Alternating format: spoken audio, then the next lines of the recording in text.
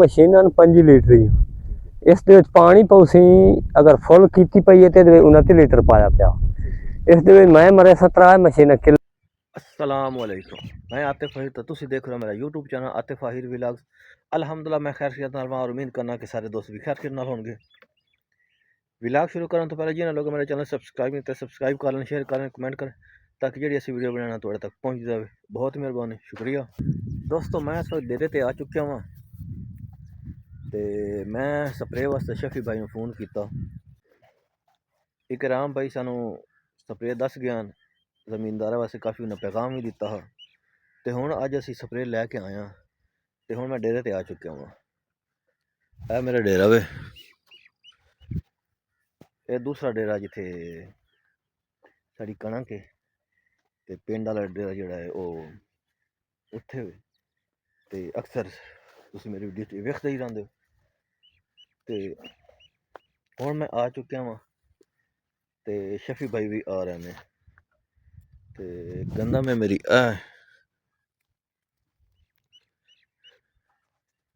गंदम थोड़ा मेरा ये रकबा है थोड़ा पक्केरा।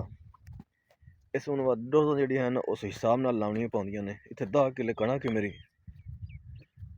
ते बाकी आ पट्ठे शट्ठे तुसीं वेखदे पए हो। कोई घाह शाह लाया होया डंगरां शंगरां वास्ते। ते इस वास्ते उस हिसाब नाल डोज देनी पौंदी। जिप्सम से सट्टी है लेकिन मतलब कि साल 6 महीने इसनूं बेहतरी वास्ते टाइम चाहिए होंदा। तो कणक कुछ गुजारा कर दी पाई, इतनी खास नहीं है। तो इंशाल्लाह खास शायद इसने दे छोड़ी। हम स्प्रे अज करन लगे हैं। शफी भाई आंदे पैन, जिस टाइम वो आंदे स्प्रे शुरू करन नाल तुहानूं दिखांदे दसां। तो सूरज थोड़ा जो अजकल जो अज जड़ा है ना कुछ जड़ा सूरज है कुछ अख मचोली करता पिया, कभी निकल आंदा कभी छुप पैंदा। चलो अल्लाह पाक खैर करे। स्प्रे मतलब कि रोशनी च करना चाहिए, धुप्प च करना चाहिए। तो अल्लाह पाक खैर के वेखने हुण आंदे ने तो स्प्रे शुरू करने इंशाअल्लाह। नहीं मेरी नहीं, शफी भाई आ गए ने।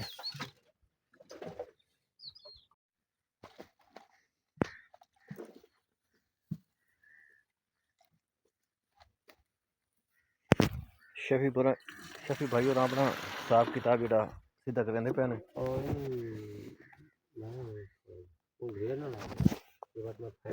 मैंने ही कहने पे करके करना।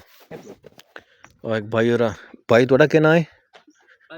अदील। अदील भाई और नारे काए हुए ने। एक शफी भाई, दो बंदे ने इतना 10 किले कणक दिन करने ने।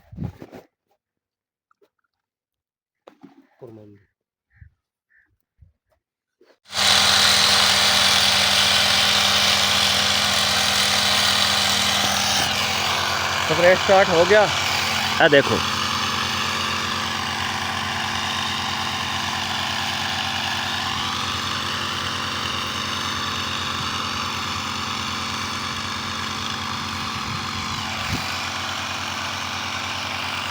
मतलब कि किसान की रोजी रोटी फसल आती है, चाहे गन्ना हो, कमांद हो, कणक हो, मुंजी हो, मक्की हो, कोई सब्जी लाई हो। तो मेहनत बहुत जरूरी होती इत्थे। अल्लाह पाक सारे किसानों ने पूरे मुल्क में साढ़े मुल्क से रहम फरमाए। दोस्तों डेरे थे हाँ तो कोई चीज़ तुहानूं पता हो, घर होर चीज़ होंदा डेरा होर शे होंदी। एक तो असीं मूलियां खावन लगे हाँ, देखो तो मूलियां असीं आ दातरी दे नाल शेरी भाई नाल ते नमक पिया हा। नमक ला के आ जाओ खाने बैठ के, आ जाओ बैठो खाने। फिर चलो खाने, चलो असीं कोई चस्का मूलियां दा लै लीए। स्प्रे साढ़ा होंदा ओह्दा बंदे वधे ने असीं इहदे नाल मूलियां खा लईए।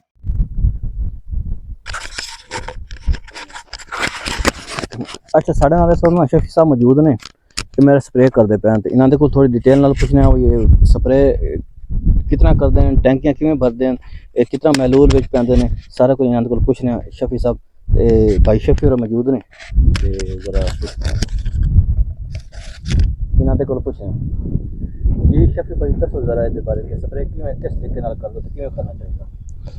ਭਾਈ ਇਹ ਕਰਨ ਦਾ ਤਰੀਕੇ ਕਾਰ ਇਹ ਹੈ ਕਿ ਮੇਰੇ ਕੋਲ ਮਸ਼ੀਨਾਂ 5 ਲੀਟਰ ਹੀ ਇਸ ਦੇ ਵਿੱਚ ਪਾਣੀ ਪਾਉਸੀ ਅਗਰ ਫੁੱਲ ਕੀਤੀ ਪਈ ਹੈ ਤੇ ਇਹਦੇ ਵਿੱਚ 29 ਲੀਟਰ ਪਾਇਆ ਪਿਆ।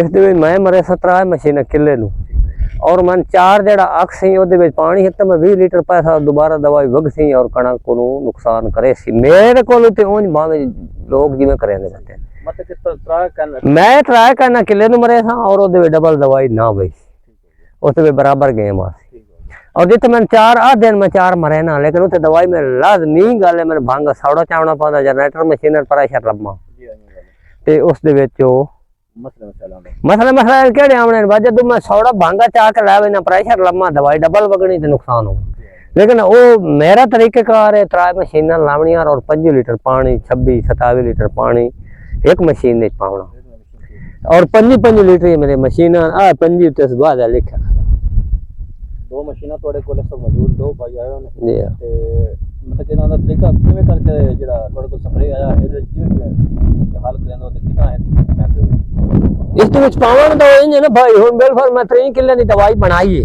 ਉਹਦੀ ਮੈਂ ਉਹ ਪਹਿਲੇ ਪਾਊਡਰ ਸੱਟਿਆ ਵਾ ਤਾਂ ਉਹਦੇ ਤੇ ਘੋਲ ਵੀ ਸੱਟੀ ਉਹਨੂੰ ਘੋਲ ਕੇ ਉਸ ਤੋਂ ਬਾਅਦ ਵਾ ਤਾਂ ਉਹਨੂੰ ਮੈਂ ਡੱਬੇ ਨਾਲ ਫੈਂਟ ਕੇ ਉਹਨੂੰ ਹੱਲ ਕੀਤਾ उसनू हल करके तो वत अगर मैं 4 किले मैं 12 मशीन लावनिया तो वत मैं वो मुताबिक कौलियां बना लिया अगर 12 मशीन मैं लावनिया तो 12 कौलियां बना लिया जो मैं 10 मशीन लावनिया तो वत दवाई थोड़ी पाउडर का सारे रला मिला चौखी है मैं 20 कौलियां बना लिया 2 कौलियां मशीन पा ली कौली कौली आओ पूरा चाह निकल आओ पई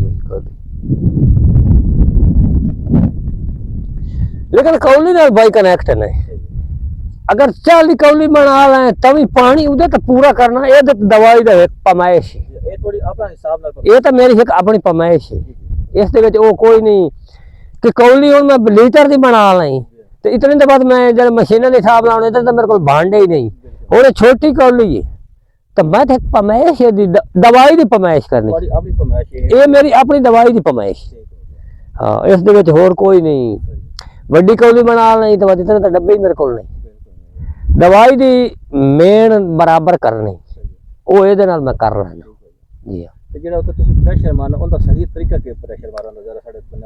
तरीका मारन दा भाई ये थोड़ा जिहा साडे कोल ये प्रेशर वाली मशीनां ना अगर हवा सन वारी देवे तो इतना है ये स्पीड जी पत्तियां ते ना लगे पत्ते तो स्पीड चाहिए होगी जी ये छाट है ना वो पत्तियां ते ना लगे थोड़ी जी पत्ते तो उत्तो वो चाहिए होगी कुछ भी नहीं तो फुट तो उत्ते पत्ते तो उत्ता छाट हो क्यों हवा घट हो जितनी उत्तम मशीन नॉजल चाहिए बस हाँ इतनी दवाई प्रेस ज्यादा तो अपनी मर्जी नाल जेहड़ी दवाई ढाना ओदा ज्यादा रिजल्ट होता ज्यादा और जेहड़ा हेठा प्रेशर डायरेक्ट हेठा रख लवे ना ओदे विच वा तो थोड़ा मशीन थोड़े कोल पई जरा दसो भाई ना कितना है कुत्ता होना चाहिए थोड़े कोल नॉजल ही पई जरा दसो भाई नॉजल रेंज ना होना साडा ओ जेहड़ी तू गल पूछना ना अगर सन हवा ता ज्यादा देवे तो हेठे रखने हवा होवे तो इतनी ऊंची रखनी चाहिए नहीं हवा तो इंज होंदा ना अगर हवा ज्यादा है ना तो दवाई होगा ज्यादा उड़नी बहुत थोड़ा सा हेठे रखनी पौंदी अच्छा जब हवा खुली हुई नहीं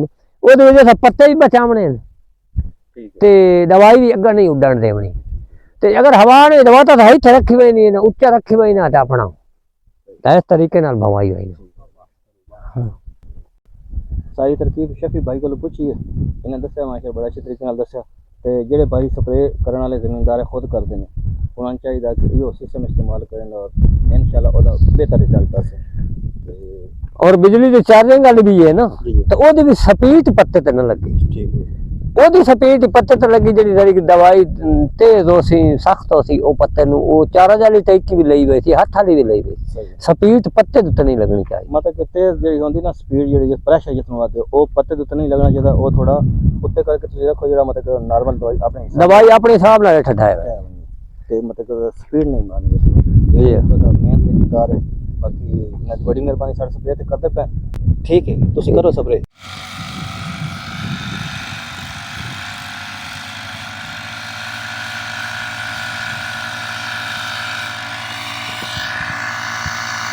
अच्छा दोस्तों तकरीबन मेरे आखिरी 4 स्प्रे स्टार्ट किया इन्होंने अज आ रहे हैं तो अज तो साढ़े तकरीबन अभी आए हैं 11 बजे ਹੁਣ ਤਕਰੀਬਨ 3 ਵੱਜ ਗਏ ਨੇ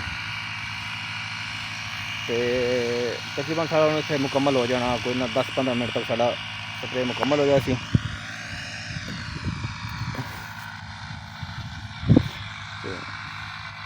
ਸਪਰੇ ਬੜਾ ਮਾਸ਼ਾਅੱਲਾ ਜ਼ਬਰਦਸਤ ਸ਼ਕੀ ਭਾਈ ਦਾ ਕਰਦੇ ਨੇ ਤੇ ਕਿਉਂਕਿ ਮੇਰਾ ਸਪਰੇ ਇਹੀ ਕਰਕੇ ਜਾਂਦਾ ਬੰਦਾ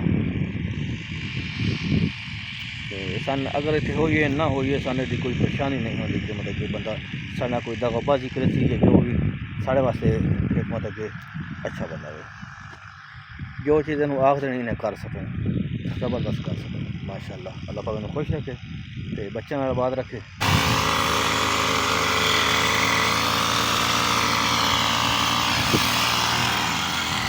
ज़बरदस्त ज़बरदस्त माशाअल्लाह। हम तकरीबन साढ़ा मुकम्मल हो गया, ये आ भी गया शफी भाई मुकम्मल हो गया। भाई मशीन बंद हो गई, स्प्रे साड़ा पूरा हो गया।